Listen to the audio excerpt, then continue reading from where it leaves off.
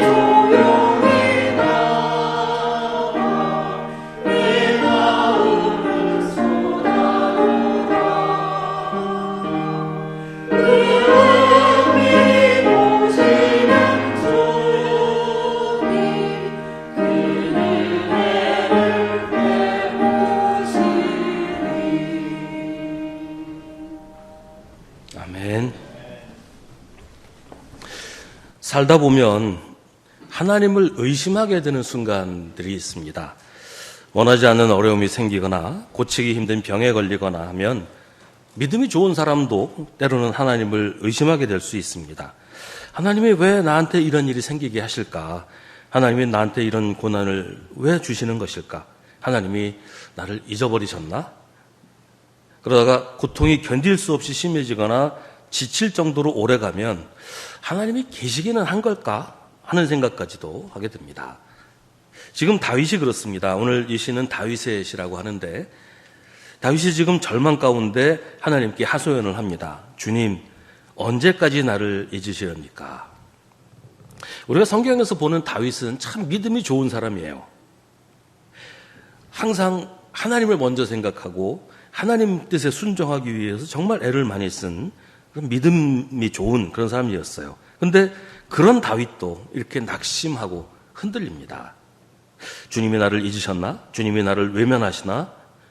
주님 언제까지입니까? 혹시 아주 잊어버리신 건 아닙니까? 다윗이 이 정도인데 뭐 우리는 더 하지 않겠어요? 바바라 유르겐센이라는 사람이 쓴 하나님은 내가 여기 있는 줄도 모르시겠지라는 책이 있습니다. 오래전에 번역돼서 나온 책인데요. 이 제목처럼 하나님은 내가 여기 있는 줄도 모르시겠지, 이런 마음, 하나님한테 외면당한다는 막막한 심정이 어려운 일을 당하는 그리스도인들의 솔직한 고백일 수 있지 않겠습니까? 다윗이 이렇게 탄식하는 이유는 그가 당하고 있는 고통 때문입니다. 2절에서 다윗은 언제까지 나의 영혼이 아픔을 견뎌야 합니까? 언제까지 고통을 받으며 괴로워하여야 합니까? 언제까지 내 앞에서 의기양양한 원수의 꼴을 보고 있어야만 합니까? 라고 노래합니다. 1절과 2절에서 다윗은 계속해서 언제까지라고 묻습니다. 이 고통이 너무 깁니다. 너무 오래 갑니다. 이게 언제 끝나는 겁니까? 끝이 있기는 합니까? 언제까지 나를 잊으실 것이고 나는 언제까지 기다려야만 하는 겁니까? 이 고통 자체도 견디기 힘들지만 다윗을 더 절망하게 하는 것은 하나님이 아무런 응답도 하지 않으신다는 거예요. 기도해도 들어주시지 않으시는 것 같고 고통은 점점 더 심해지기만 하는데 이게 끝날 줄을 모르니까 더 답답합니다. 전에 어떤 분이 저한테 그런 이야기를 하신 적이 있었어요. 그 사업을 하시는 분이었는데 뭐 되게 좀 잘 안 됐나 봐요. 너무 힘들어서 마치 끝없는 터널을 지나는 것 같다, 그런 말씀을 하시더라고요. 그런데 제가 이런 얘기를 드렸던 기억이 납니다. 모든 터널에는 출구가 있습니다. 아무리 길고 어두운 터널이라도 그 끝에는 반드시 출구가 기다리고 있습니다. 터널은 언젠가는 끝이 납니다. 그 양양고속도로 타고 가다 보면 인제양양 터널이라는 터널이 나옵니다. 이 길이가 11km가 되는, 11km 조금 몇 미터 안 되는 아주 긴 터널이죠. 우리나라에서는 제일 길고 세계에서 20번째로 긴 터널이라고 해요. 정말 들어가면 한참 가요. 아무튼 굉장히 오래 갑니다.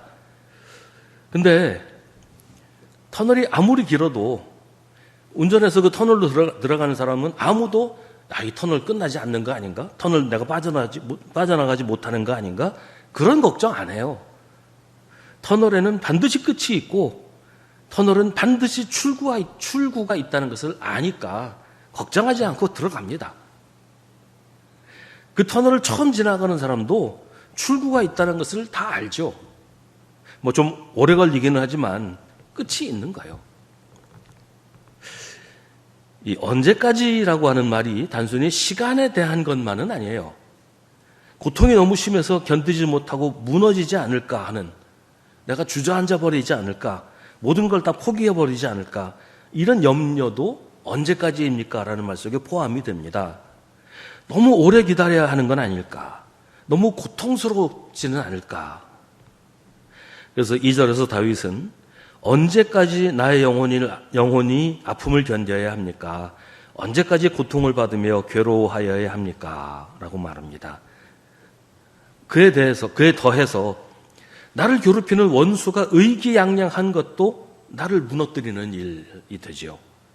언제까지 내 앞에서 의기양양한 원수의 꼴을 보고 있어야 합니까?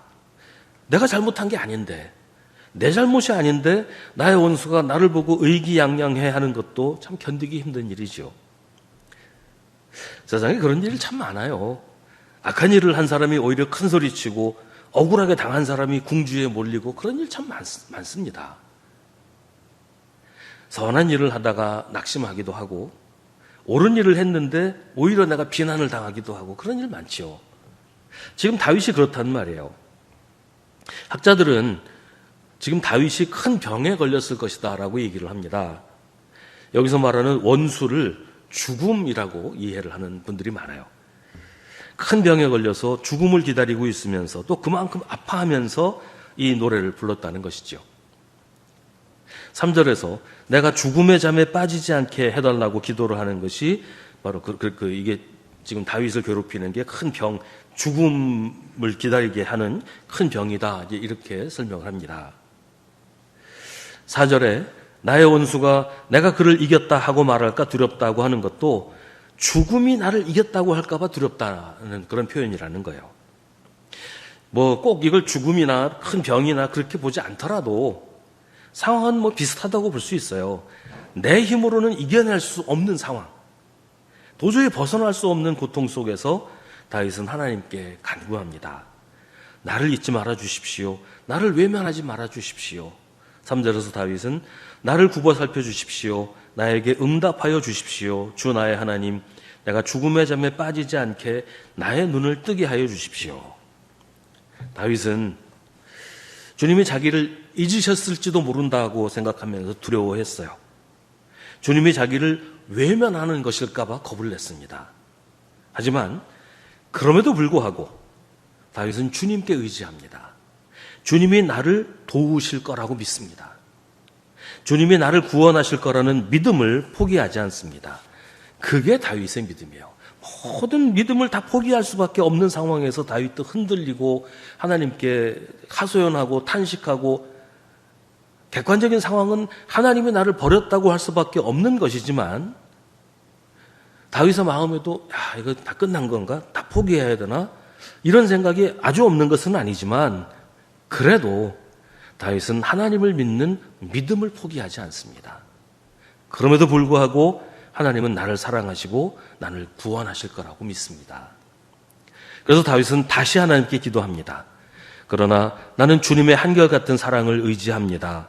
주님께서 구원하여 주실 그때에 나의 마음은 기쁨에 넘칠 것입니다. 다윗은 포기하지 않았어요. 주님의 사랑을, 주님의 구원을 의심하지 않기 때문입니다. 상황이 너무 엄중해서 흔들리고 있긴 하지만, 지금 다윗도 비틀거리고 있기는 하지만, 다윗은 하나님이 도우실 거라는 믿음을 놓지 않습니다. 주님이 나를 사랑하시고 주님이 나를 구원하실 것이기 때문에 나는 견딘다, 버틴다. 이런 마음으로 지금 이 노래를 하고 있습니다. 다윗은 희망을 포기하지 않습니다. 근데 이 희망이라고 하는 게 좀 그래요. 간혹 우리는 헛된 희망을 가질 때가 있어요.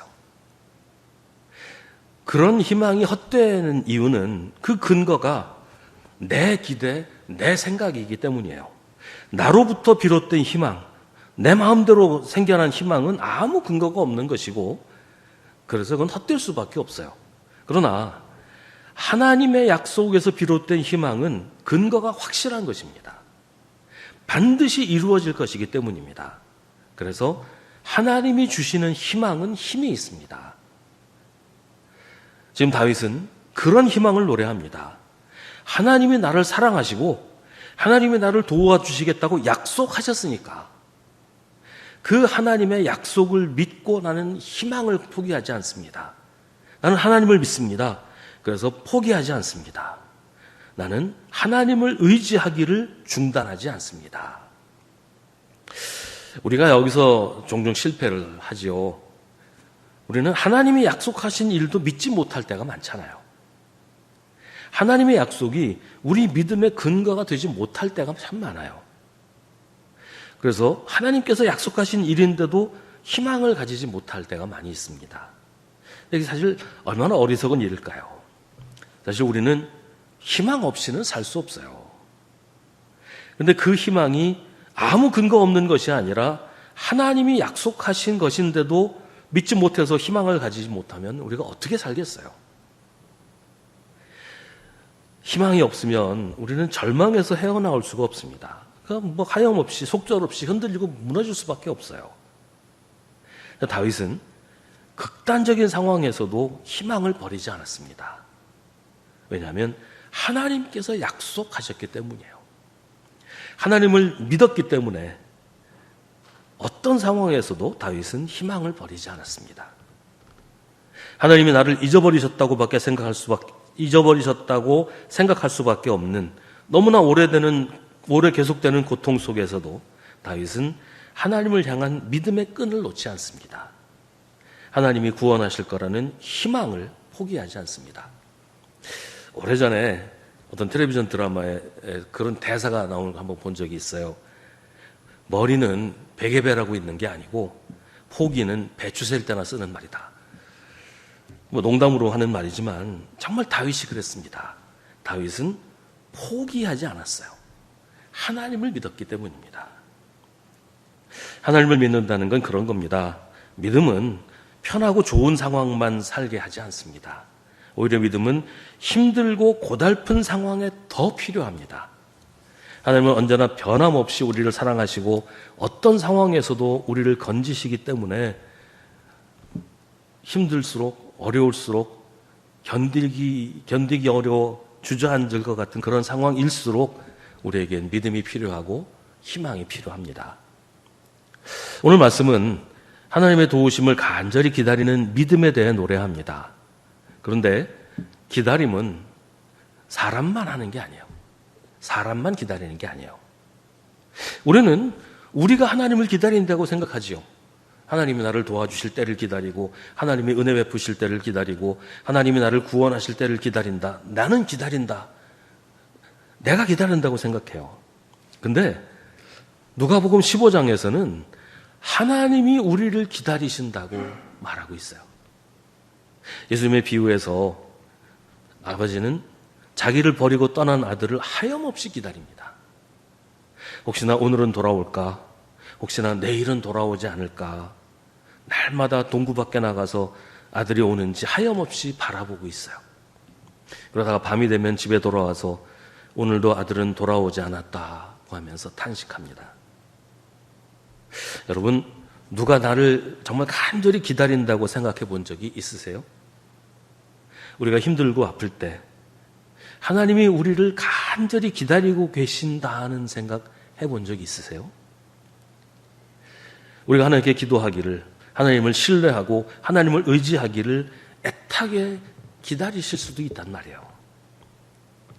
우리의 기다림이 아무리 길어도 하나님의 기다림보다 더 길지는 않을 겁니다. 우리가 하나님의 도우심을 기다리는 것보다 더 하나님은 우리가 하나님께 돌아오기를 기다리십니다. 하나님을 의지하고 하나님을 신뢰하기를 기다리십니다. 우리가 하나님을 기다리면서 혹시 우리의 기다림이 헛된 것은 아닐까 의심하기도 하고 흔들리기도 하는 것처럼 하나님도 나의 기다림이 헛된 것은 아닐까 조바심을 내시는 건 아닐까 하는 생각을 해봅니다. 하나님은 틀림이 없으셔서 우리의 기다림은 헛된 것이 될 수 없지만 우리는 늘 변하고 늘 뒤죽박죽이고 제 멋대로니까 하나님의 기다림이 혹시 헛된 것이 될 수 있단 말이죠. 하나님은 틀림이 없으시지만, 하나님은 변하지 않으시지만 우리는 맨날 변하잖아요. 하나님은 절대로 우리를 포기하지 않으시지만 우리는 언제든지 하나님을 떠날 준비가 되어 있는 것 아닙니까? 우리가 기도할 때 하나님이 쉽게 응답하지 않으신다고 하나님이 나를 잊으셨나? 하나님이 나를 외면하시나? 뭐 그런 생각을 하지만 우리가 기도하지 않을 때 하나님은 저 사람이 나를 잊어버렸나? 저 사람이 나 없이 살려고 하나? 그러면서 얼마나 마음 아파하시겠어요. 우리가 하나님을 기다린다고 생각할 때 오히려 하나님이 나를 기다리고 계시는 거란 말이에요. 내가 하나님께 돌아오기를, 내가 하나님을 의지하기를, 내가 하나님의 은혜를 기억하기를 기다리십니다. 그때 하나님은 우리와 나란히 걸으시면서 우리가 하나님을 알아차리기를 기다리고 계십니다. 여러분도 많이 들어보셨을 거라고 생각하지만 저는 이 시를 읽을 때마다 큰 감동을 받습니다. 메리 스티븐슨이라는 사람이 쓴 모래 위의 발자국이라는 시인데요. 어느 날 나는 꿈을 꾸었습니다. 꿈속에서 나는 주님과 함께 바닷가를 거닐고 있었습니다. 하늘 위로는 내 인생의 여러 순간들이 마치 영화의 한 장면처럼 지나가고 있었습니다. 나는 각 장면마다 두 사람의 발자국이 모래 위에 새겨져 있음을 발견하였습니다. 그중 하나는 나의 것이었고 다른 하나는 주님의 것이었습니다. 내 인생의 마지막 장면이 나와 주님에게서 사라지려는 순간 나는 모래 위에 남겨진 발자국들을 뒤돌아보았습니다. 내 인생의 행로에서 여러 번 오직 한 사람의 발자국만 남겨져 있음을 발견하였습니다. 그리고 그런 일이 내가 매우 슬프고 괴로웠을 때 일어났다는 것을 알았습니다. 이러한 사실로 인하여 너무나 괴로웠던 나는 주님께 물어보았습니다. 주님께서는 내가 너와 함께 하겠다고 말씀하셨잖아요.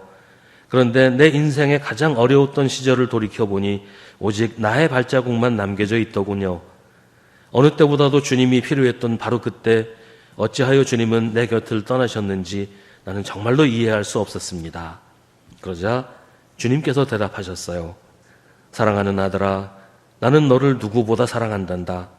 네가 시련과 고통을 당하고 있었을 때 나는 한 번도 네 곁을 떠난 적이 없었느니라. 네가 한 사람의 발자국밖에 볼 수 없었던 바로 그때는 내가 너를 안고 가던 때였느니라. 때로는 우리의 고통이 하나님과 나 사이를 가로막고 나를 하나님에게서 멀어지게 하기도 합니다. 하지만 그건 하나님이 나에게서 멀어지신 것이 아니라 내가 하나님을 잊어버린 거예요. 하나님은 한 번도 우리를 떠나신 적이 없고 우리를 외면하신 적이 없습니다. 고난에 대해서도 우리가 생각해야 할 것이 있어요. 하나님이 우리에게 그런 고난과 고통을 주신 것은 아니지만 그 고통도 역시 하나님의 섭리 안에 있다는 겁니다. 하나님이 우리의 고통을 어쩌지 못하시는 게 아니라는 거예요. 우리가 고통을 당하는 이유는 셀 수도 없이 많이 있습니다.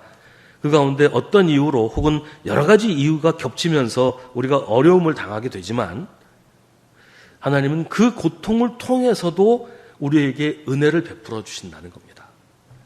그 고통을 하나님이 주신 건 아니라고 해도 그 고통을 통해서 하나님께서 우리에게 은혜를 베푸실 수 있어요. 그래서 우리가 당하는 고난이 은혜의 통로가 되는 겁니다. 에반 올마이티라는 영화가 있어요. 거기 이런 대사가 나옵니다. 누가 인내를 달라고 기도하면 하나님은 그 사람에게 인내심을 주실까요? 아니면 인내를 발휘할 수 있는 기회를 주실까요? 용기를 달라고 하면 용기를 주실까요? 아니면 용기를 발휘할 기회를 주실까요? 만일 누군가 우리 가족들이 좀 더 가까워지게 해달라고 기도하면 하나님이 우리 마음에 갑자기 사랑하는 감정이 막 생겨나게 하실까요? 아니면 서로 사랑할 수 있는 기회를 주실까요? 모든 상황 속에서 하나님은 우리를 도우시고 우리를 구원하십니다. 하나님은 언제나 우리에게 가장 필요한 것을 가장 좋은 것으로 가장 좋은 순간에 우리에게 주십니다. 그것을 믿는 게 믿음이에요. 다윗은 그랬습니다.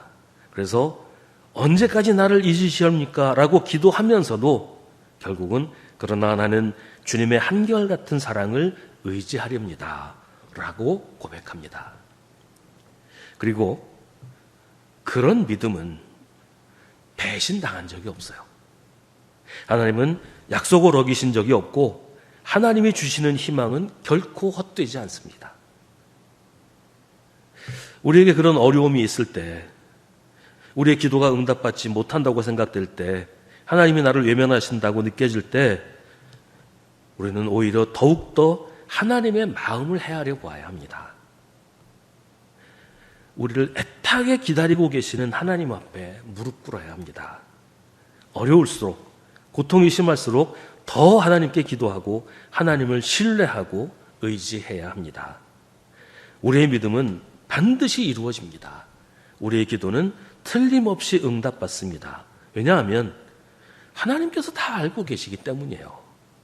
하나님이 다 듣고 계시고 우리의 모든 상황을 내가 아는 것보다 훨씬 더 자세하게 다 알고 계시기 때문에 우리의 기도가 틀림없이 응답받게 되는 겁니다. 주님은 언제나 변함없이 우리를 사랑하시고 모든 상황에서 우리를 구원해 주십니다. 기도하겠습니다. 하나님, 언제나 우리와 함께 하시면서 우리를 인도하시는 주님께 감사드립니다. 상황이 우리를 흔들지 못하도록 우리를 붙잡아 주옵소서.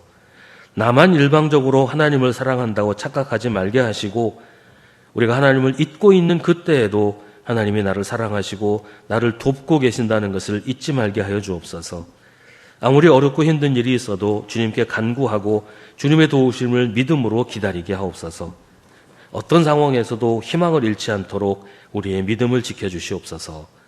예수님의 이름으로 기도합나이다. 아멘.